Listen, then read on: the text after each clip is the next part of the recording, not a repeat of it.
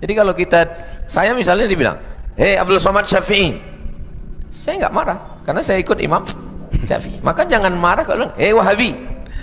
Kami nggak marah ya, silahkan saja ya, sampai berbuih mulut kalian mengatakan kami ini Wahabi, nggak ada efeknya sama sekali kok ya. Seperti saya misalkan sudah puluhan tahun ngaji Salafi, nggak ada sesuatu yang buruk terjadi kepada saya, alhamdulillah. Apakah ketika saya disebut Wahabi saya nyungsep ke got? Enggak, alhamdulillah saya baik-baik saja teman-teman sampai dengan hari ini. Uwah dan Uwas, Ustadz Ari Hidayat, Ustadz Abdul Somad. Ini dua nama yang sering sekali digandengkan oleh teman-teman Aswaja untuk membantah dakwah Salafi. Kalau kita bicara kedua Ustadz ini, ada persamaan dan perbedaannya teman-teman. Persamaannya, mereka ini berdua sering blunder atau tidak komitmen dengan omongannya sendiri ya. Misalkan Ustadz Ari Hidayat dulu tegas melarang perkara bid'ah ya, musik juga mengharamkan teman-teman. Namun belakangan justru ya beliau nih seakan-akan membolehkan perkara bid'ah termasuk maulidan, tahlilan ya, segala macam teman-teman.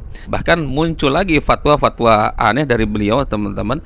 Surah Asy-Syu'ara ditafsirkan dengan surah pemusik ya. Bahkan dengan lancangnya menyebut sahabat Nabi Hasan bin Thabit adalah pemusik di samping Nabi. Nah, persamaannya dengan Uwas, Ustadz Abdul Somad, beliau juga sering blunder teman-teman. Bahkan yang saya katakan tidak komitmen dengan ucapannya sendiri ya. Dulu beliau dengan tegas mengharamkan ulang tahun ya. Bahkan beliau mengutip sabda Nabi, "Man tasyabbaha biqaumin fahuwa minhum." Barang siapa yang mengikuti tata cara suatu kaum, maka dia akan dibangkitkan dengan kaum tersebut. Dia akan disandingkan dengan kaum tersebut ya. Bahkan beliau mengatakan selamat murtad, selamat murtad. Tapi ujung-ujungnya beliau sendiri yang ulang tahun teman-teman. Kemudian beliau tegas mengatakan sambil mengutip hadis Nabi, ditusuk kepala seorang laki-laki dengan paku besi dari neraka jahanam, maka itu lebih baik dibandingkan dia harus bersentuhan tangan dengan wanita yang tidak halal baginya. Namun faktanya beliau sendiri terciduk teman-teman, bersalaman dengan wanita yang bukan mahram ya. Kalau nggak salah itu di kampanye salah satu calon teman-teman ya.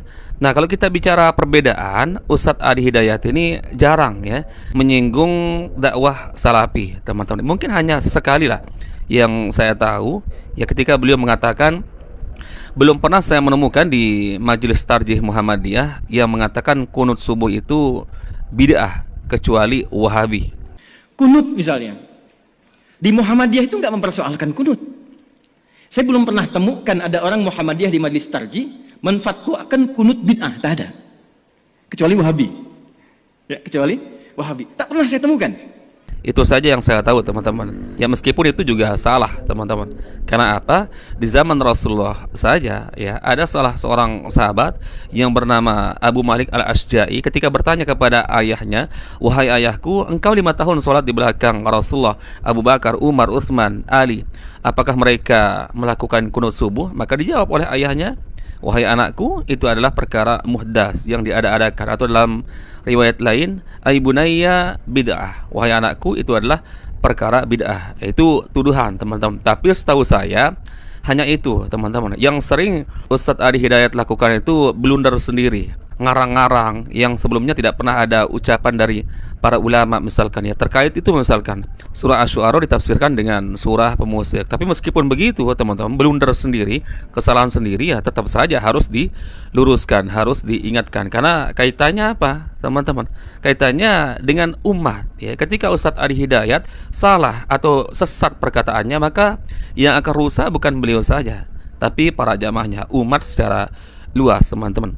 Nah, bedanya dengan Ustadz Somad ini, selain tadi persamaannya dengan Ustadz Aidai, sering blunder sendiri, sering tidak komitmen dengan omongannya sendiri. Yang dulu misalkan katanya haram seorang muslim masuk ke tempat peribadatan orang kafir, apalagi di dalam tempat tersebut ada patung-patung, ada berhala-berhala. Faktanya beliau sendiri pernah mengakui pernah masuk di salah satu kuil terbesar di Medan, namanya Kuil Sri Maryaman teman-teman. Dan di dalam kuil tersebut penuh dengan patung-patung berhala-berhala teman-teman. Namun perbedaannya dengan Ustadz Ari Hidayat, Ustadz Somad ini paling sering melontarkan fitnah-fitnah terhadap dakwah Salafi atau yang sering beliau sebut Wahabi. Katanya Salafi ini baju baru, dulunya Wahabi karena nama Wahabi ini sudah jelek dipandang masyarakat, akhirnya sekarang ganti baju lagi. Kemudian fitnahnya yang baru-baru muncul saat ini sampai ditanggapi oleh Ustaz Zainal Abidin yang katanya kalau Wahabi ini berkuasa di satu tempat, maka dia bisa memancung para muadzin. Yang mana muadzin misalkan sebelum azan mengucapkan innallaha wa malaikatahu yusalluna 'alan nabi. Katanya muadzin yang modelnya seperti itu akan dipancung oleh Wahabi, teman-teman. Itu kisah diambil dari kitab karangan Syekh Zaini Dahlan yang berjudul Fitnatul Wahabi. Kalau kita tantang misalkan Ustadz Abdul Somad, coba sebutkan ya sejarahnya, ya kapan terjadi, di mana terjadi, di masjid mana, kemudian siapa nama muadzinnya, teman-teman. Pasti kelabakan Ustadz Abdul Somad gak mungkin akan bisa menjawab, teman-teman ya. Kita bandingkan saja ya sejarah ribuan tahun yang lalu, 1400 tahun yang lalu, misalkan perang Badar, perang Khandaq, teman-teman, yang dilakukan oleh Rasulullah bersama para sahabatnya, itu kan sejarah tercatat dengan rapi. Ya, siapa saja pesertanya, berapa jumlah ya pesertanya ikut berjihad bersama Rasulullah, teman-teman. Kemudian siapa yang terbunuh, ya, berapa ghanimah yang Rasulullah dapatkan dari perang tersebut. Itu kan semua sejarah tercatat dengan rapi, padahal ribuan tahun yang lalu, teman-teman. Lah apalagi Syekh Muhammad bin Abdul Wahab dan para pengikutnya pernah memancung seorang muadzin, ya, padahal jaraknya mungkin 100-200 tahun yang lalu. Coba sebutkan di mana letaknya, siapa nama muadzinnya, masjid mana, daerahnya di mana, lokasinya di mana. Gak mungkin Ustadz Abdul Somad bisa menjawab, teman-teman ya. Kemudian teman-teman, ini contoh lagi video yang akan kita simak. Ini selain fitnah juga dusta, teman-teman ya, mencatut nama Syekh Abdul Aziz bin Baz. Katanya ada orang yang bertanya dari Irak, apa itu Wahabi? Lalu Ustaz Somad menjawab dengan perkataan yang katanya, ini perkataan dari Syekh bin Baz, teman-teman. Kata Syekh bin Baz, Wahabi itu adalah satu kelompok atau satu dakwah yang disematkan kepada Syekh Muhammad bin Abdul Wahab.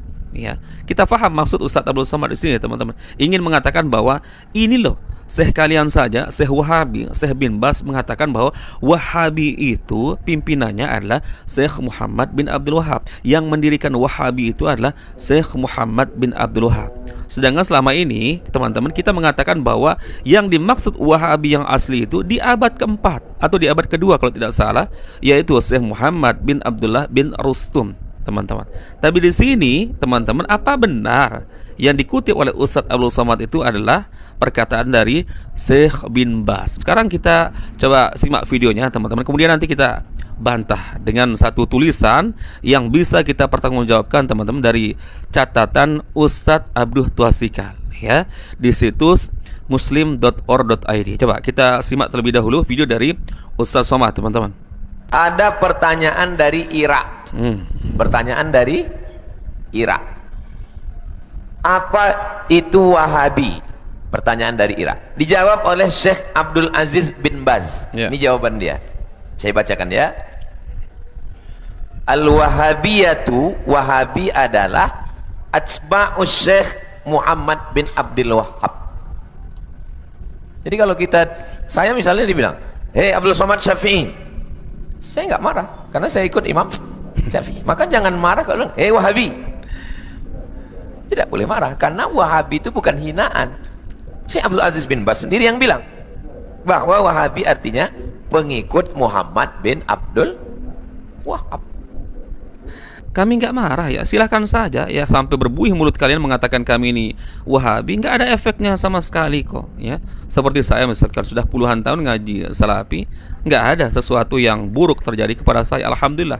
Apakah ketika saya disebut Wahabi saya nyungsep ke got? Enggak, alhamdulillah saya baik-baik saja, teman-teman, sampai dengan hari ini. Tapi kami di sini hanya membantah statement dusta Anda ya, yang mengatakan bahwa Wahabi itu ya dakwah yang disematkan kepada Syekh Muhammad bin Abdul Wahab. Dan mustahil Anda nggak pernah mendengar bantahan dari ustadz-ustadz Salafi kami bahwa yang dimaksud dengan Wahabi yang sebenarnya itu di abad keempat atau abad kedua kalau tidak salah, yaitu dakwahnya Syekh Muhammad bin Abdul Wahab bin Rustum, yaitu Khawarij. Gak mungkin Ustadz Somad gak pernah dengar bantahan tersebut, teman-teman. Apalagi ini kedustaannya, teman-teman, mencatut nama Syekh bin Baz. Seakan-akan Syekh bin Baz itu juga mengatakan bahwa benar ya dakwah Wahabi itu memang pendirinya adalah Syekh Muhammad bin Abdul Wahab.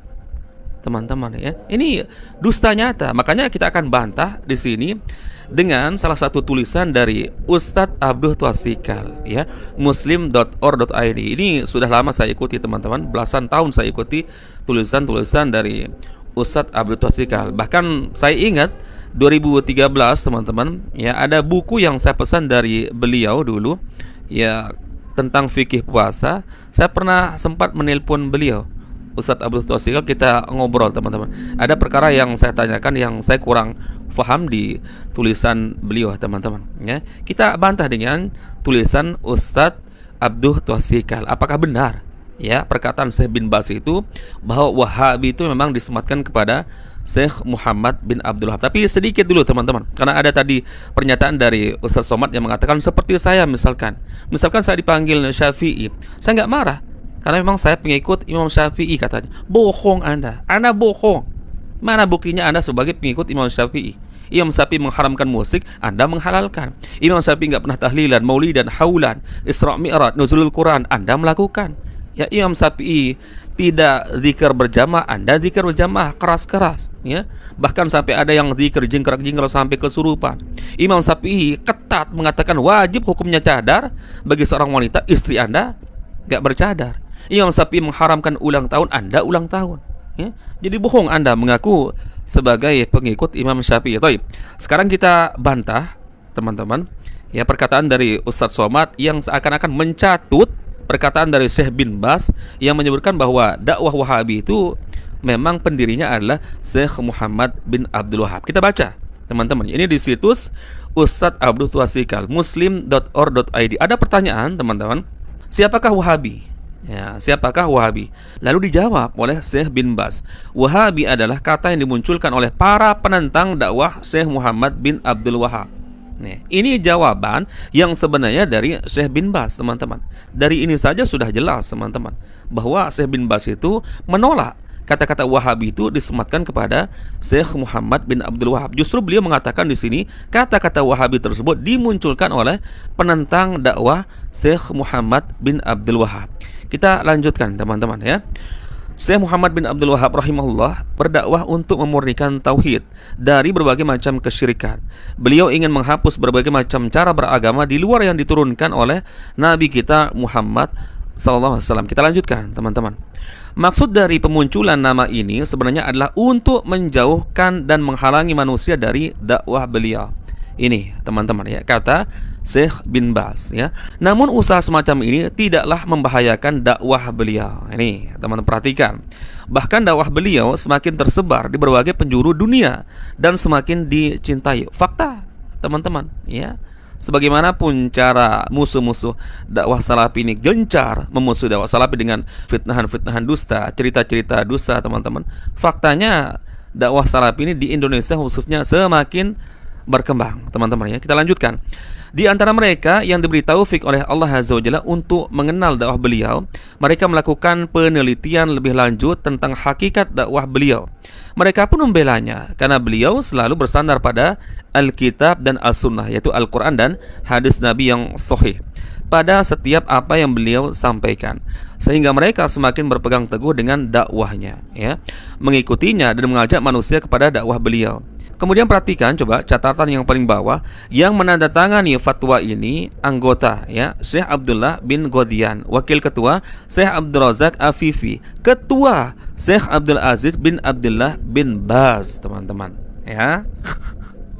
Ini jelas teman-teman ya. Ini pernyataan dari Lajnah Ad-Daimah, dari anggota, dari wakil, dari ketuanya sendiri pada waktu itu, yaitu Syekh bin Baz. Jadi dusta teman-teman perkataan Ustadz Somad yang seakan-akan jawaban yang beliau gunakan tadi ketika menjawab ada pertanyaan siapa itu Wahabi, ya seakan-akan Syekh bin Baz menjawab bahwa Wahabi itu adalah dakwahnya Syekh Muhammad bin Abdul Wahab teman-teman. Dan tentu kita faham konotasi yang dimaksud oleh Ustadz Somad tentang Wahabi ini adalah dakwah yang buruk teman-teman, sebagaimana cerita dustanya yang katanya kalau Wahabi ini berkuasa di suatu tempat maka dia akan memancung para muadzin yang sebelum azan mengucapkan innallaha wa malaikatahu yusholluna 'alan nabi. Muadzin yang seperti itu akan dipancung oleh Wahabi. Jadi di sini tujuan Abdul Somad teman-teman mencatut perkataan dari Syekh bin Baz ingin mengatakan bahwa ini loh, Syekh kalian, Syekh Wahabi sendiri jelas mengatakan bahwa Wahabi itu memang dakwahnya Syekh Muhammad bin Abdul Wahab. Namun justru teman-teman, di catatan Ustadz Abdul Tuasi kali ini di situs beliau muslim.or.id kita temukan fakta yang berbeda dengan apa yang dikatakan oleh Ustadz Somad, bahwa ya kata Syekh bin Baz, kata-kata Wahabi itu dimunculkan oleh para penentang, para musuh-musuh dakwah Syekh Muhammad bin Abdul Wahab dengan tujuan untuk menjauhkan manusia, masyarakat dari dakwah Syekh Muhammad bin Abdul Wahab yang justru membawa kemurnian, mengajak umat kembali kepada tauhid, ya, memerangi kesyirikan dan hal-hal yang tidak pernah diajarkan oleh Rasulullah. Jadi dusta, teman-teman, apa yang dikatakan oleh Ustadz Somad, seakan-akan teman-teman yaitu ingin mengatakan bahwa Wahabi ini justru dibantah oleh Syekh Wahabi sendiri. Subhanallah, ini kok nggak takut Ustadz Somad ya ngarang-ngarang seperti ini ya teman-teman. Ya tapi itulah teman-teman, Ustadz Somad ini mungkin karena sering mendapatkan kritikan ya dari Ustadz-Ustadz Salafi atau konten kreator yang beliau sebut Wahabi teman-teman.